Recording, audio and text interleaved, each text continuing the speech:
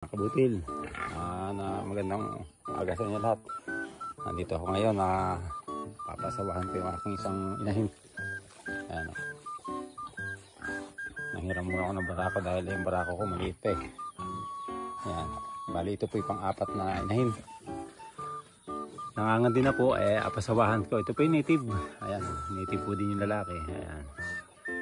Ngayon, pang po, pangatlong araw na. Kaya standing hit na siya. Mga kabutil, i-flex na sa inyo kung paano rin magpabarako ng baboy para kung kayo naman ay mag-aalaga din ng mga gantong baboy yun.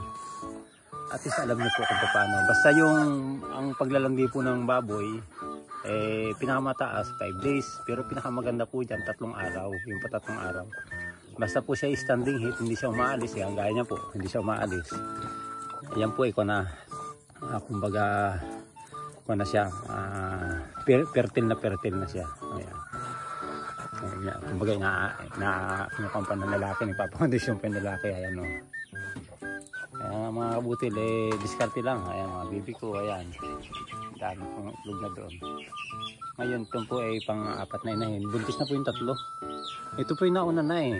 Kaso nga lang nalampasan po. Ayan o. Ayan. Ayan yung barako na yan. Mabait yung barako hilahin eh. Tatama natin. Mabait po arit. Sige, tatama yan. Magalingan. Ayan. Ayan. Ayan ang galing oh. Pasok po kagad oh. Yan po mga kabutil. Hindi mo siguro kabastusan itong kasi hayop naman ito. Ano po, kaya naman po pinakita sa inyo para meron tayong matutunan. Halimbawa yung mga magpaplano palang magbabuyan sa hybrid, ganon din halos eh. Lalo mo pinagkaiba sa native eh. Ang pinagkaiba lang nila siyempre kulay, at the same time yung pagkain at saka yung paglaki. Mahina kasing lumaki ito. Ang hybrid mabilis eh. Yan, nakita nyo po yung barako ay medyo maliit siya, pero yan po bata pa kasi yan, kaya marami pong similya yan mga kabutil. Ito pong inahin ko na ito magto 2 years na yan. Yan, yan po isang baba lang po. Halimbawa pag bumaba siya, okay na po yun, kahit hindi nyo napadublihan. Basta matagal siya, huwag nyo napadublihan. Pero pag mabilis siyang bumaba, pwede siguro napadublihan. Yan. Pero matagal po itong bumaba, itong barako na to. Yan. Magaling po yung mambaba. Yan po yung nakakasta dito sa aking 3. Dati po hybrid yung aking baboy na barako. Yung problema naibenta ko kasi ng pilyo. Yan po yan. O yan. Mabuntis na po yan. Malaki na. Siguro may 2 months na po yan. Ayun, mag-isang buwan pa lang yun. Yung kabila, mag-isang buwan pa lang din yan. Tapos yung mga biik, ayan o. Ayan po, yung panglitsyon.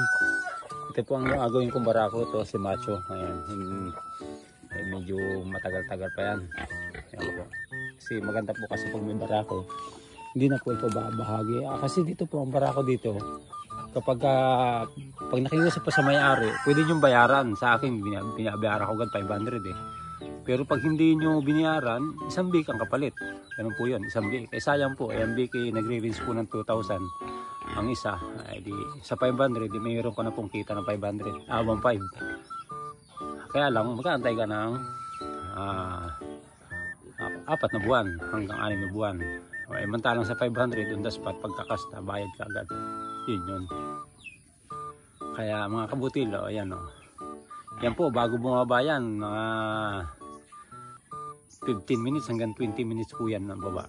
Okay na po yun. Pag ngayon na bumaba, okay na po yun mga kabutil. Ayan. Kaya sa mga nagbabalak kong magbaboy, ganito, native o hybrid, yan po ang sistema ng pagpapabarako. In actual, meron naman po kasing EI, yung kumukuha ng similya sa barako, tapos inuturok sa babae, sa ari na ng babae. Pero dito po, total, meron naman pa tayong barako at malapit. Kaya actual na po siya. Ayan, standing it po yan. Ayan. Kaya mga kabutil, uli, may isang mapag-aaparang araw sa ating lahat. Sana po may natutunan kayo sa aking kunting binabahagi sa inyo. Salamat po mga kabutil. Ayan, bumaba na po. Ayun, okay na po yan. Salamat po mga kabutil. God bless all.